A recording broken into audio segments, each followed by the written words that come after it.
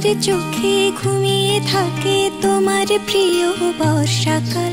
গানের শিল্পী হলেও লেখক হিসেবেও নিজেকে সামনে রেখেছেন সাজিয়া সুলতানা পুতুল।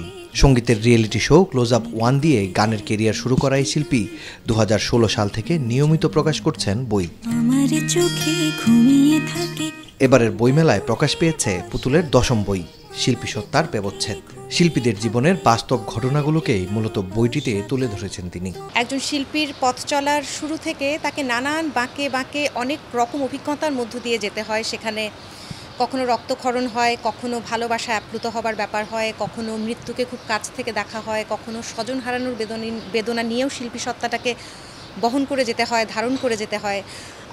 সেখানে উত্থান পর্বটা একরকম থাকে, বিচ্যুতির পর্বটা আরেক রকম থাকে। সেখানে পরিচিত মুখগুলো অনেক সময় অচেনা হয়ে যায় নানান ঘটনার প্রেক্ষিতে। সমস্ত কিছু মিলেই শিল্পী সত্তার ব্যবচ্ছেদ। লেখালেখির পাশাপাশি গানের ব্যস্ততা নিয়েও কথা বলেছেন পুতুল।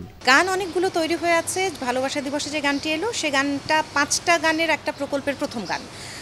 আমি এবং আমার সংসার সঙ্গী সৈয়দ রেজালি এবার ঠিক করেছিলাম যে এই বছরটা আমাদের গানের বছর হবে। তো একসঙ্গে আমাদের বেশ কিছু কাজ এর আগেও এসছে, এই গানটাও সেভাবেই এলো।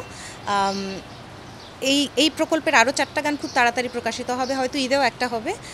আর এছাড়াও আরও অনেকগুলো কাজ করা হয়েছে অনেকের সঙ্গেই। আশিস দেবরয়ের কথা সুরে একটা গান করেছি, ইউসুফের সুরে একটা গান করেছি। এছাড়াও আরও বেশ কিছু গান তৈরি হয়ে আছে। আমি নিজে যেভাবে করি, পুতুল গান বলে আমি যে গানগুলো প্রকাশ করি আমার কথা সুরে, সেরকম গানও আসবে।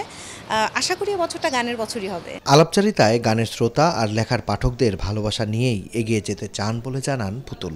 আর গান অনেকগুলো তৈরি হয়ে আছে। মাকসুদুল হক ইমু, চ্যানেল 24, ঢাকা।